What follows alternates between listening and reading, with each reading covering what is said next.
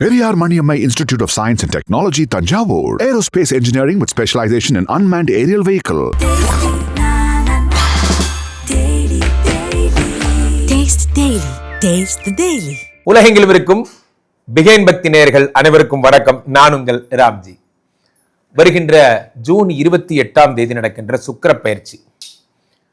இந்த சுக்கிர பயிற்சி ஏன் இத்தனை தூரம் விமரிசையாக கொண்டாடப்படுகிறது?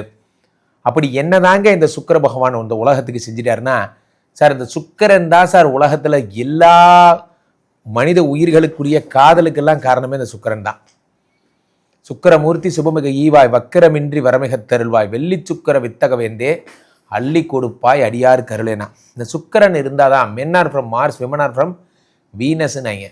அந்த மாதிரி இந்த சுக்கிரன் தான் வீனஸ். சுக்கிரன் பெண்கள் சுக்கிரனிலிருந்து பிறந்தவர்கள் என்ற ஒரு பழமொழியெல்லாம் கூட உண்டு. வகையில் காதலின் கிரகமாக கருதப்படுகின்ற இந்த சுக்கிரன் ஜூன் 28 மேஷத்திலிருந்து ரிஷபத்திற்கு செல்கிறார். ரிஷபராசிக்காரர்களுக்கெல்லாம் சுக்கிரனை நீங்கள் தான் ராசிநாதனாக கொண்டவர்கள். சுக்கிரனை ராசிநாதனாக கொண்ட இந்த ரிஷபராசிக்காரர்களுக்கு 6 குடையவனாக 6 குடைய சுக்கிரன் ஆட்சி பெற்று அமர்ந்திருக்கிறார்.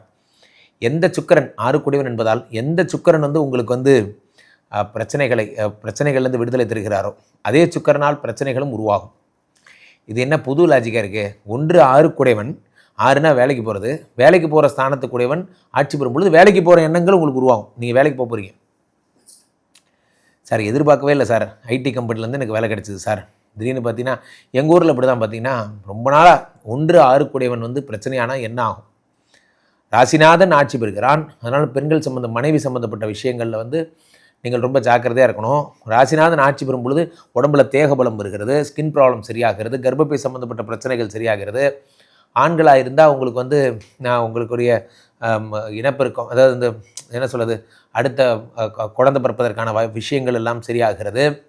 6 குடையவனாக இருப்பதால் மனைவியாலேயே சண்டை வரும். மனைவியால் மட்டும்தான் சண்டை. உலகத்திலேயே ஒரு வீட்டில் உங்களுக்கும் உங்கள் வீட்டில் உங்கள் மனைவியால் சண்டை வருது அப்படின்னா அதுதான் மோஸ்ட்டு பார்க்க வேண்டிய பிரச்சனை. அதுதான் உங்கள் நிம்மதியை கெடுக்கின்ற ஒரு பிரச்சனையாக இருக்கும். ஹாப்பி ஒய்ஃபு ஹாப்பி லைஃப்னா, மனைவி சந்தோஷமாக இல்லைன்னா வாழ்க்கையில் சந்தோஷங்கிறதே ஒன்று இருக்காது. காரணம் 6 குடை உங்களோட லைஃப் பார்ட்னர் மட்டும் கிடையாது, ஷீஸ் ஒரு ஃப்ரெண்டு. நீங்கள் முறைச்சிக்கிட்டு உங்களால் எதுவும் செய்ய முடியாது. பிகாஸ் உங்களை பற்றி எல்லாமே அவங்களுக்கு தெரியும். 6 குடையவன் ஆட்சி பெறும் பொழுது மனைவி உங்களுக்கு சத்துருவாக. மனைவிட்ட எதையும் ஹைட் பண்ணாதீங்க, மறைக்காதீங்க. எதை நீங்கள் மறைச்சாலும் நீங்கள் கண்டுபிடிக்கப்படுவீர்கள். நீங்கள் நல்லா புரிஞ்சு, நேற்று எங்கே இருந்தேன்னு அவங்க கேட்டாங்கன்னா நீங்கள் எங்கே இருக்கீங்கன்னு ஏற்கனவே தெரிஞ்சுட்டு தான் அவங்க கேட்குறாங்க என்பதை புரிந்து கொள்க. இதில் மறைக்கிற பேர் வழி, பாலிஷ் பண்ணுற பேர் வழின்னு சொன்னால் மாட்டிப்பீங்க. அது ஒரு ட்ரஸ்ட்டே போயிடும். இது வரைக்கும் நீங்கள் சேர்த்து வச்ச நம்பிக்கையெல்லாம் உடஞ்சிடும். நிறைய பேர் அந்த தப்பை பண்ணுவாங்க. அந்த தப்பை பண்ணாதீங்க. இவங்களுக்கு ஒரு விஷயம் சொன்னால் கஷ்டமாக இருக்குங்கிறதுக்காக நீங்கள் மறைக்க போய் அது உங்களுடைய நேர்மையவே சோதிக்கிற ஒரு விஷயமாக அமைஞ்சிரும். அதனால் அதெல்லாம் நீங்கள் பண்ணக்கூடாது. 6 குடையவர் ஆட்சி பெறும் பொழுது இதெல்லாம் நடக்கும்.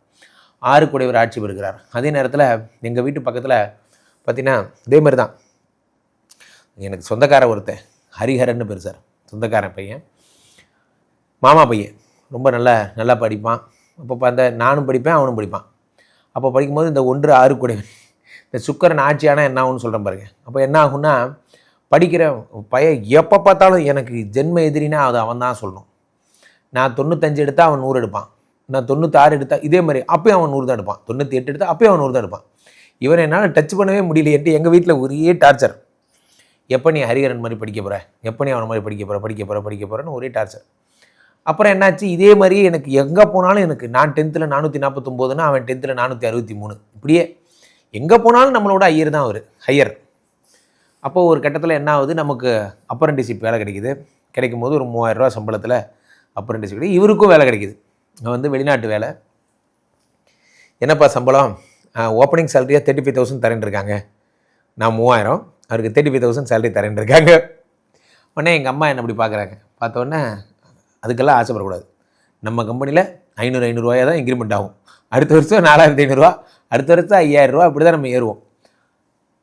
அந்த பாதகத்தின்னு சொல்லுவாங்கள்ல, அந்த மாதிரி பாதகத்தை 1 வருஷம் கழித்து வந்தான் sir. N salary will be 90,000, நான் வீடு வாங்கிட்டேன், கார் வாங்கிட்டேன்ட்டான். அப்பயும் நம்ம அதே ஓவர் டைம் தான், அதே 3000 ரூபா தான். அதுக்கப்புறம் ஒரு வருஷம் கழித்து திரும்ப வந்தான் சார். வந்தவன் இந்த அரையன் 302 கடவுள் அந்த படத்தில் இப்படி தான் நடக்கும். அந்த மாதிரி ஒரு வருஷம் கழித்து வந்தான் சார். என்ன பண்ணால், என் சம்பளம் இது மாதிரி நான் இந்த புது கார் வாங்கியிருக்கேன், என் சேலரி 1.5 lakhs ஆயிடுச்சு, நான் இப்போ நல்லா இருக்கேன் அப்படின்னா 1.5 lakhs சேலரியா? இதுதான் என்னோட 12 மாதம் சம்பளமே 5 பேர், அப்போ கூட 60,000 தான் வருது. இப்போ எப்படிடா நான் யோசிக்கிறது, யார் கூட கம்பேர்? அப்போ எங்கள் அம்மா திரும்பி என்ன பார்க்குறாங்க, ஆசைப்படாது, நமக்கெல்லாம் இவ்வளோதான். சார் இதில் எனக்கு வயிற்றில் பாலை வார்த்த மாதிரி ஒரு விஷயம் நடந்தது சார். என்ன நடந்ததுன்னா, அதே ஹரிகரன் என்ன பண்ணால், அந்த ஒரு வருஷத்துக்கு 4வது வருஷம் வரும்போது யாரோ அங்கே வெளிநாட்டுக்கு போயிட்டு ஏதோ இந்த இது சொல்லுவாங்க பார்த்தீங்களா, இந்த செவ்விந்தியர்கள் மாதிரிலாம், அவங்கள மாதிரி யாரோ ஒரு பொண்ணை பிடிச்சி கல்யாணம் பண்ணிட்டு வந்துட்டான். நல்லா குண்டா, நல்லா செவ்விந்தியர்களாக பார்த்து கல்யாணம் பண்ணிட்டு வந்துட்டான். அப்போது எங்கள் வீட்டில், அவங்க வீட்டில், என்னடா இது யாருன்னே தெரியலையே, இவங்க நம்ம ஊரும் கிடையாது, நாடும் கிடையாது, யாருன்னே தெரியலையே, இவங்கள போய் கல்யாணம் பண்ணிட்டியே. அப்போ எனக்கு அடிச்சது பாருங்கள் லாட்ரி யோகம். அடடா, நான் சிந்து தானே கல்யாணம் பண்ணேன். அப்போ என்ன பண்ணுறேன், அப்போ எங்கள் அம்மா என்ன அப்படி பார்க்குறாங்க. நான் உடனே, என்னம்மா இப்போ என்ன சொல்கிறேன், நானும் போய் செவ்விந்தியரை கல்யாணம் பண்ணிட்டுமா, இல்லை அவன் கிடக்கிறான்டா, அவன் ஒரு ஆள், போடா அப்படின்னு அனுப்பிவிட்டாங்க. எதுக்கு இந்த சம்பவத்தை சொல்கிறேன்னா, 1 குடைவன் ஆட்சி பெறும் பொழுது மனைவிங்கிற விஷயத்தினால சில பேருக்கு பிரச்சனை வரும்னு சொன்னேன் பார்த்தீங்களா, அதே மனைவிங்கிற சாணத்தால் சில பேருக்கு நல்லது நடக்கும். சில நேரங்களில் சில பேர் எடுக்கிற முடிவு நமக்கு பாசிட்டிவாக அமைஞ்சிரும். அவன் முடிவு அவனே எடுத்துக்கிறான், நமக்கு நல்லது நடக்குது. இதுதான் அதனுடைய கான்செப்ட். 1 குடைவன் ஆட்சி பெறும் பொழுது மனைவி சம்பந்தப்பட்ட விஷயங்களால் மன கஷ்டம், மனக்குழப்பமெல்லாம் போய் மனைவி சம்பந்தப்பட்ட விஷயங்களால் மன சந்தோஷங்களும் மகிழ்ச்சியும் ஏற்படுகிறது. இதுதான் இந்த 6 குடைவன்கிறது. 6ஆம் இடம் என்பது ரண ரோக சத்ருஸ்தானம். அதனால் வியாதி, கடன், கஷ்டமெல்லாம் அடைகிறது. உடம்புல இருக்கக்கூடிய கஷ்டங்கள், அதாவது இந்த சில பேர் பார்த்தீங்கன்னா இந்த இச்சிங், சுரிஞ்சிக்கிட்டே இருக்கிறது போன்ற பிரச்சனைகள் எல்லாம் சரியாகிறது. 6 குடைவனாக சுக்கிரன் இருப்பதால் நல்ல வேலை கிடைக்கிது. ஐடி சம்மந்தப்பட்ட, ஷேர் மார்க்கெட் சம்மந்தப்பட்ட ஜாபெல்லாம் உங்களுக்கு கிடைக்குது. 6 குடைவன் ஆட்சி என்பதால் உங்களுக்கு எதிரிகளை வின் பண்ணுறீங்க.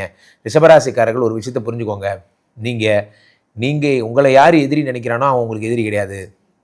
நீங்கள் யார் எதிரி நினைக்கிறீங்களோ அவன் தான் உங்களுக்கு எதிரி. இதை முதல்ல மைண்டில் வச்சுக்கோங்க. எல்லாருக்குமே ஒன்று சொல்கிறேன், யார் வேணால் என்னை எதிரி நினச்சிக்க, எனக்கு அதை பற்றி கவலை இல்லை. நீலாம் எனக்கு எதிரி கிடையாது. நான் யாரை எதிரி நினைக்கிறேனோ அவன் தான் எனக்கு எதிரி. எப்படியே யார் வேணால் என்னை எதிரி நினச்சிக்கோ, அவங்கெல்லாம் எனக்கு எதிரி கிடையாது. இதை நீங்கள் உறுதியாக புரிஞ்சுக்கணும். ரிஷபராசிக்காரர்களுக்கு இந்த மாதிரியான விஷயங்கள்லாம் நடக்கும். கீழே போயிட்டு இருக்க இந்த 2 நம்பரை கூப்பிடுங்க, உங்களுடைய சொந்த ஜாதகத்தை பார்த்து கொள்ளுங்கள். உலக புகழ் வாய்ந்த நமது ஸ்ரீமடம் இந்தியா இப்பொழுது ஸ்ரீமடம் மலேசியாவிலும் உதயமாக இருக்கிறது. வாரம் மலேசியா வருகிறேன். மலேசியாவில் இருப்பவர்கள் என்னை தொடர்பு கொள்ளலாம். அதே மாதிரி விஷ்ணுமாயா சுவாமியுடைய மகாரூபகலம்னு பேர். ரூபகலம் நம்ம போரூரில் தான் நடக்க போகிறது. ஸ்ரீமடத்தின் சார்பாக நடத்துகிறோம். நானும் சிந்துலாம் சேர்ந்து நடத்துகிறோம். அந்த விஷ்ணுமாயாவுக்குரிய ரூபகலத்தை எல்லோரும் வந்து கலந்துக்கணும். அந்த விஷ்ணுமாயோட ரூபகலத்தில் கலந்துக்கிறவங்களுக்கு சகல விதமான விஷயங்களும், எல்லா அனுகிரகமும் கிடைக்கும். சுவாமி சொன்னால் சத்தியம் தான். விஷ்ணுமாயோட ரூபகலத்தில் கலந்து கொண்டு அருள்வாக்கு பெற்றுக்கொள்ளுங்கள். கீழே போயிட்டு இருக்க இந்த 2 நம்பரை புக் பண்ணிக்கோங்க. மீண்டும் ஒரு நல்ல பதிவில் சந்திப்போம். நன்றி, வணக்கம்.